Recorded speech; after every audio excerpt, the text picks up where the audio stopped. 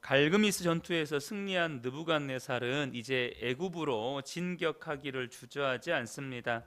대략 3년 동안 애굽은 바벨론의 공격을 견뎌야 했는데요. 아수르 세력이 약해진 틈을 타서 애굽은 이 지중해 동편, 그러니까 지금 가나안 땅, 이스라엘 땅이죠. 이 지중해 동편으로 자신의 세력을 확장하려고 했지만 이 친애굽 정책을 펼쳤던 군소 국가들이 바벨론의 힘에 굴복하고 맙니다. 바벨론이 애굽을 정복하지는 못했습니다. 하지만 애굽이 지중해 동편을 넘보지 못하게 하는 데는 성공합니다. 애굽은 바벨론 세력을 극복하지 못했고 오랫동안 이 북부 아프리카 땅에 갇혀 지내야만 했습니다.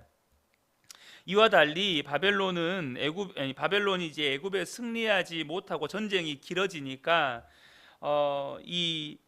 여호야김이 바벨론을 배반하게 됩니다. 우리가 지금 나누었던 내용은 좀 이전의 배경입니다.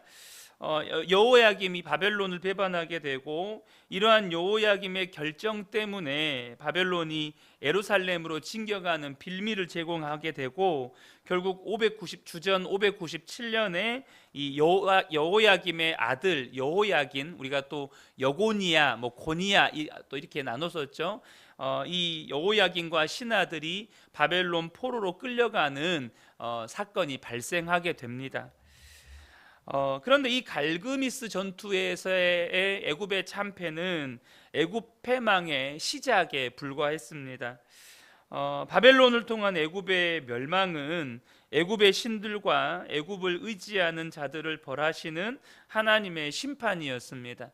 25절 말씀을 다시 한번 보겠습니다. 25절을 보면 만군의 여호와 이스라엘의 하나님께서 말씀하시니라. 보라, 내가 노예 아몬과 바로와 애굽과 애굽의 신들과 왕들 곧 바로와 및 그를 의지하는 자들을 벌할 것이라, 이렇게 말씀하십니다.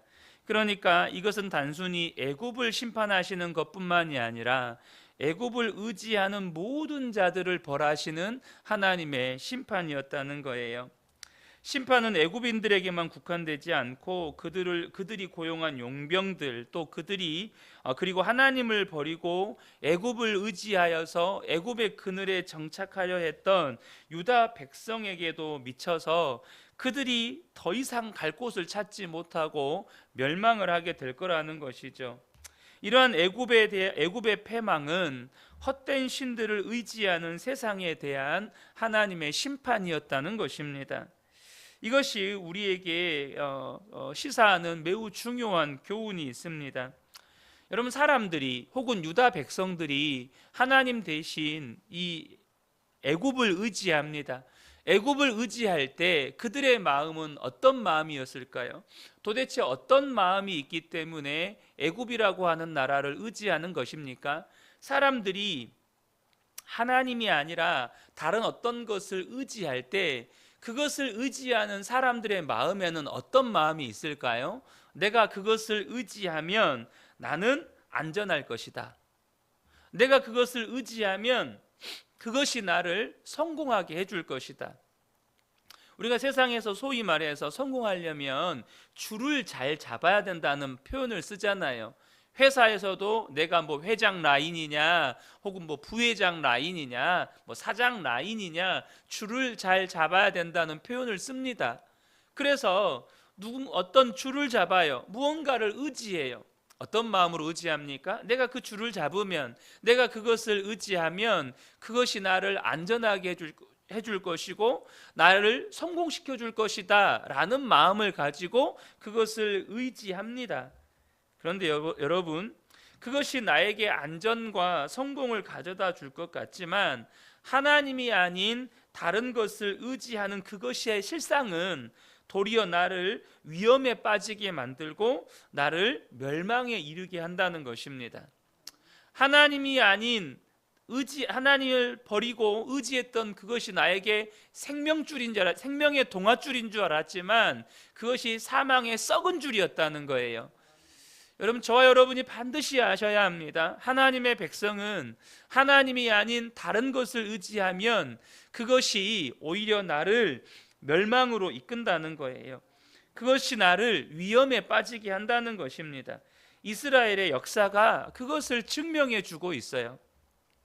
그들은 그렇게 놀라운 하나님의 택하심의 은혜와 구원의 은혜를 받았으면서도 시간이 흐르면 그 하나님의 은혜는 망각해 버리고 하나님 버리고 온갖 우상들을 섬기며 죄를 일삼습니다. 그러다가 하나님께서 그들을 징계하시면 잠깐 뜨거워하고 정신 차리고 하나님께로 돌아옵니다. 그런데 또 한 2, 30년, 3, 40년 혹은 뭐 5, 60년 이렇게 시간이 지나잖아요. 또 하나님 잊어버립니다. 그리고 또 우상 앞에 가서 온갖 죄를 일삼습니다. 결국 참다 못 참으신 하나님께서 이스라엘을, 이 바벨론을 들어서 멸망시켜 버리시는 것이죠. 그렇게 하나님께서 오래 참으시면서 징계의 손을 들어서 이스라엘을 심판하실 때조차도 깨닫지 못하는 이스라엘 백성들을 보면 너무너무 답답하고 안타깝기까지 합니다. 그런데 이 모습이 이스라엘 백성들만의 모습이 아니고 우리의 모습이기도 합니다. 사람마다 차이는 있을 수 있어요. 사람마다 정도의 차이는 있을 수 있지만 우리가 그렇게 어리석다는 것입니다. 죽을 것 같이 힘든 일을 만나면 잠시 하나님을 바라보고 하나님을 의지하는 것 같다가도 좀 숨쉴만하고 좀 살만하면 딴 생각하고 다른 것도 붙잡고 살아가는 모습이 우리의 실상입니다. 그러나 여러분 반드시 기억하셔야 합니다. 하나님이 아닌 다른 것 의지하고 살면 그것이 나를 안전하게 할 것 같고 성공하게 할 것 같지만 나를 망하게 하는 지름길이라는 것입니다. 다윗이 전쟁 중에 이런 고백을 했습니다. 사무엘하 22장 31절 32절에 하나님의 도는 완전하고 여호와의 말씀은 진실하니 그는 자기에게 피하는 모든 자에게 방패시로다. 여호와 외에 누가 하나님이며 우리 하나님 외에 누가 반석이냐. 여러분 하나님 외에 누가 하나님이고 하나님 외에 누가 우리의 반석입니까? 하나님만이 우리의 하나님이십니다. 하나님만이 우리의 반석이십니다. 그분은 자기에게 피하는 모든 자에게 방패가 되어 주십니다. 그러므로 저와 여러분이 꼭 기억하셔야 합니다. 하나님 아닌 다른 것 의지하면 그 순간에는 그것이 너무나도 커 보이고 나를 안전하게 해줄 것 같고 나를 숨쉬게 해줄 것 같고 나를 살게 해줄 것 같은데 그것이 나를 죽게 만드는 사망의 지름길이었다는 거예요. 절대 이거 잊어버리시면 안 됩니다. 그러므로 저와 여러분 안에 아직도 버리지 못한 헛된 욕망이나 헛된 우상이나 혹은 헛된 기대가 있다면 여러분 반드시 버리셔야 합니다. 그것이 나를 사망으로 이끄는 지름길이라는 거예요. 그것을 버리는 것이 죽을 것 같이 힘들지 몰라도 제가요 예전에도 한번 말씀드렸는데 처음으로 섬겼던 교회에서 한 청년이 안수 집사님 권사님 아들이에요. 근데 이 친구가 버리지 못하는 게 있는 거예요. 버리지 못하는 게 뭐냐면 세상 친구들이었어요. 우리 세상 친구들 있잖아요. 의리 막 이런 거 있잖아요. 근데 그 세상 친구들하고 어울려 도니까 맨날 술 마시고 또 맨날 그 세상 친구들과 어울려 놀 때 노는 그 놀이 문화 있잖아요. 그걸 못 버리는 거예요. 그러니까 분명히 예수님을 믿는 믿음도 있어요.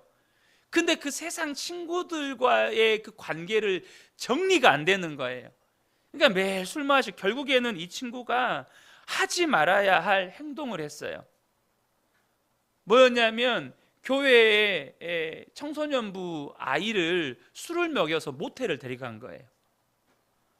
결국엔 세상에서 어울려 놀다가 제가 정말 그때의 제 심정은 좀 이런 표현이 그랬지만 때려 죽이고 싶었어요. 제 마음은 정말 때려 죽이고 싶었어요. 제가 따로 불러다 놓고 얼마나 뭐라 했는지 몰라요.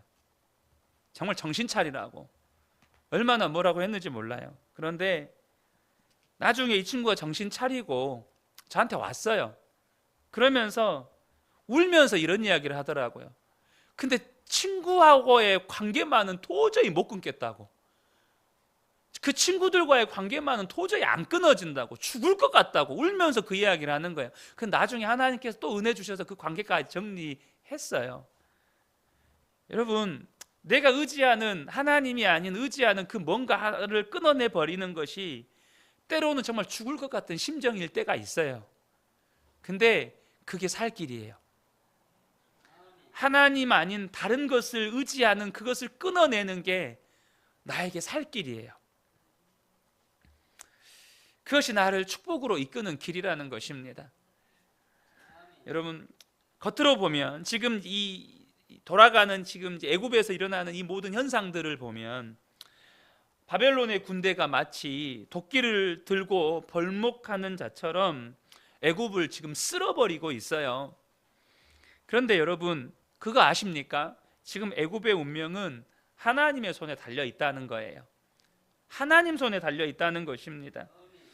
바벨론을 들어서 애굽을 심판하시는 것도 하나님의 결정이고, 애굽을 다시 회복시켜서 사람이 살 땅이 되게 하는 것도 하나님의 결정이에요. 그것을 오늘 본문에서 이야기하고 있습니다. 다시 한번 25절 26절을 보면, 만군의 여호와 이스라엘의 하나님께서 말씀하시니라. 보라, 내가 노예 아몬과 바로와 애굽과 애굽의 신들과 왕들 곧 바로와 및 그를 의지하는 자들을 벌할 것이라. 내가 그들의 생명을 노리는 자의 손 곧 바벨론의 느부갓네살 왕의 손과 그 종들의 손에 넘기리라. 그러니까 여러분, 이거를 누가 결정하신 거예요? 애굽을 의지하는 자들을 심판하시는 것, 그것을 심판하실 때 바벨론의 느부갓네살 왕의 손과 그의 종들의 손에 넘기시는 것을 누가 결정하신 겁니까? 하나님이 결정하신 것입니다.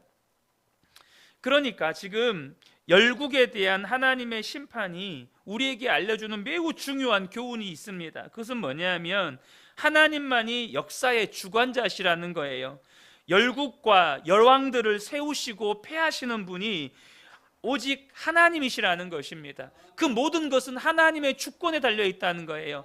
열국을 세우시는 것도, 열왕들을 세우시는 것도, 그 강력한 열국들을 패하시고 그 강대한 열왕들을 패하시는 것도 하나님의 주권이라는 거예요.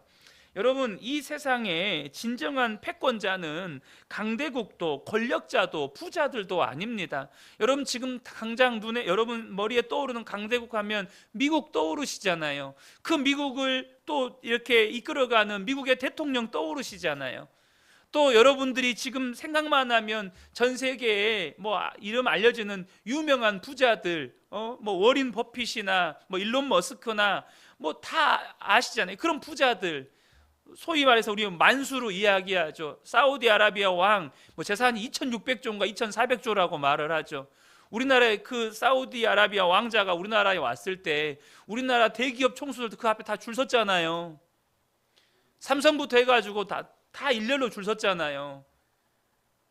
여러분, 세상은 그런 강력한 나라들이나 또 그런 부자들이 세상을 좌우하는 것 같아요.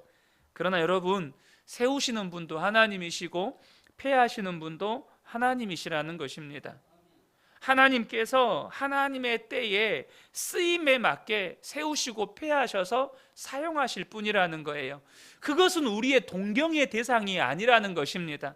근데 어리석게도 너무나도 많은 사람들이 하나님이 때에 맞게 때에 따라 세우시고 폐하셔서 사용하시는 그것을 동경해요. 애굽을 동경하고 바벨론을 동경하고 지금의 미국을 동경하고 지금 뭐 사우디아라비아 왕자를 동경하고 뭐 워린 버핏이나 일론 머스크나 그런 사람들을 동경해요. 여러분, 그 강력한 예루살렘을 멸망시켰던 바벨론 어디에 있나요? 바벨론이란 나라가 지금 없어요. 이스라엘을 멸망시켰던 여러분 그 아수르 어디 있나요? 없어요. 역사 속에 사라졌어요. 한때 전 유럽을 전쟁의 공포 속에 몰아넣었던 독일 나치 어디에 있습니까? 없습니다. 여러분, 독일 나치는요, 지금도요, 독일 법원에서 우리 공소시효가 없어요. 공소시효가. 당시에 나치에 몸담고 있었던, 제가 몇 년 전에 봤던 뉴스 기사예요. 94세 노인이 체포됐어요. 나치에 몸담았다고. 근데 이제 94세니까 감옥에 가둘 수는 없으니까 그 사람에게 내려진 형벌이 뭐냐면 죽을 때까지 가택연금. 그 사람에게 처해진 형벌이 뭐냐면 죽을 때까지 집 밖으로 나와서는 안 된다는 것이 법원의 명령이었어요. 끝까지 추적해서 나치에 몸담고 있었던 그 사람들을 심판합니다. 당시만 해도 전 세계를 이 독일이 휩쓰는 것 같았어요. 근데 어떻습니까? 지금은요, 나치라는 그 표딱지만 붙어 있어도요, 체포돼 가지고 구금돼요. 죽을 때까지 감옥에서 못 나와요. 여러분, 지금 세상에서 패권을 휘두르고 있는, 세상에서 돈으로 패권을 휘두르는 것 같고 강력한 권력이나 군사력으로 패권을 휘두르는 것 같은 그것을 동경하지 말라는 거예요. 우리가 영원히 동경하고 영원히 사모해야 할 것은 하나님의 나라고 하나님이에요. 하나님을 사모하고 하나님의 나라를 여러분 사모하는 거예요. 그것을 바라보는 거예요. 이 땅에 잠시 있다가, 잠시 이 땅에서 뭔가 권력을 휘두르고 뭔가 힘을 휘두르는, 잠시 이 땅에 있다가 사라질 것을 우리가 동경하고 사모하는 것이 아니라 영원한 하나님의 나라를 저와 여러분이 사모해야 한다는 것입니다. 본문을 보면 하나님께서 그렇게 애굽을 심판하시겠다고 하시면서도 다시 애굽의 회복에 대해서 말씀하십니다. 26절 하반절을 보면 그럴지라도 그 후에는 그 땅에 이전같이 사람 살 곳이 되리라 여호와의 말씀이니라. 나아가서 이스라엘의 구원도 약속하십니다. 27절 28절 보면 내 종 야곱아 두려워하지 말라, 이스라엘아 놀라지 말라. 보라, 내가 너를 먼 곳에서 구원하며 내 자손을 포로된 땅에서 구원하리니 야곱이 돌아와서 평안하며 걱정 없이 살게 될 것이라. 그를 두렵게 할 자 없으리라. 여호와의 말씀이니라. 내 종 야곱아, 내가 너와 함께 있나니 두려워하지 말라. 내가 너를 흩었던 그 나라들은 다 멸할지라도 너는 사라지지 아니하리라. 지금 억압받는 자에 대한 심판이, 아니 억압하는 자에 대한 심판이 억압받는 자의 구원이 됩니다. 먼 이방 땅에서 자신들이 처한 암울한 상황으로 인해 두려워하고 절망하는 유다 백성들을 향해서 하나님께서 내 종 야곱아 라고 말씀하셔요. 이건 뭘 뜻하는 거죠? 너는 나와 언약을 맺은 언약 백성이다, 이런 뜻이에요. 하나님과 이스라엘은 언약 관계에 있어요. 그래서 그 언약 관계를 상기시켜 주시면서 용기를 북돋아 주시는 것입니다. 이스라엘을 사로잡은 나라들은 다 사라지고 멸망해도 사로잡혀간 이스라엘은 사라지지 않을 거라는 거예요. 분명히 여러분, 이스라엘이 하나님 앞에 범죄하고 그로 인해서 심판받는 것 역시 이스라엘의 역사이지만 그 가운데, 그 심판과 징계 가운데 다시 구원하시고 회복시켜 주시는 것 또한 이스라엘의 역사예요. 왜죠? 하나님과 언약 관계에 있기 때문이에요. 그래서 앞서 잠깐 말씀드렸지만 이스라엘을 멸망시켰던 아스루와 바벨론은 지금 존재하지 않는데 이스라엘은 존재합니다. 이스라엘을 AD 70년에 멸망시켰던 로마는 존재하지 않는데 이스라엘은, 그때 패망했던 이스라엘은 여전히 존재합니다. 2차 세계대전 당시에 이스라엘을 600만 명이나 학살했던 나치는 존재하지 않는데 이스라엘은 여전히 존재합니다. 이유가 뭡니까? 그들이 하나님의 택한 백성이기 때문에, 그들을 향한 약속이 있으셨기 때문에, 그리고 무엇보다도 약속한 이스라엘 백성을 통해서 하나님께서 이루시고자 했던 하나님의 뜻과 계획이 있으시기 때문입니다. 자, 그러면 여러분, 이스라엘이 심판 중에 살아남아요. 그러면 어떻게 해야 되죠? 이스라엘이 어떻게 해야 그러한 하나님의 구원하심에 대한 올바른 반응입니까? 야, 우리가 우여곡절 끝에 구사일생으로 살았구나, 또 아직도 우리는 하나님이 우리를 사랑하시고 어떤 상황에서도 우리를 구원해 주시니까 우리가 어떤 죄를 지어도 하나님은 우리를 구원해 주셔, 이래야 됩니까? 그들을 구원하신 건 그들과의 언약 관계에 계셨고 그들을 통해 이루시고자 하는 하나님의 뜻과 계획이 있으셨기 때문이에요. 그러면 그러한 은혜로 그들이 구원받았다면 회개하고 돌이켜서 도대체 이런 죄 가운데서까지도 우리를 다시 살리셔서 이루시고자 하는 하나님의 뜻과 계획이 무엇인지를, 하나님의 섭리가 무엇인지를 물어야 된다는 거예요. 회개하고 돌이켜서 하나님, 나를 이런 심판 가운데에서도 내가 하나님 앞에 구원받을 만한 선한 일을 한 게 없는데, 내가 하나님께 복받을 만한 행동을 한 게 없는데 나를 구원하신 그런 나를 통해서 하나님께서 이루시고자 하는 하나님의 뜻과 계획이 무엇인지를 물어야 된다는 거예요.